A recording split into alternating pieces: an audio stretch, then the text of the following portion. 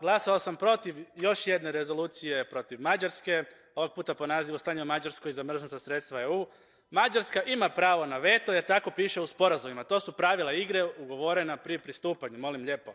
Poljsku vladu je Brisel maltretirao 10 godina zbog vladavine prava, a sada kada novi premijer Tusk ide tim pravcem, nećete mu ništa reći jer je jedan od Briselaca.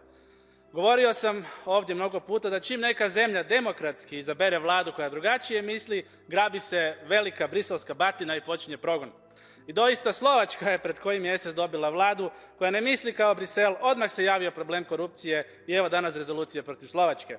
Hrvatsku vladu koju vodi korumpirani i pravomoćno osuđeni HDZ od strane Vrhovnog suda, na što nema žalbe, nikada nećete kritizirati, protiv njih nema nikakvih rezolucija.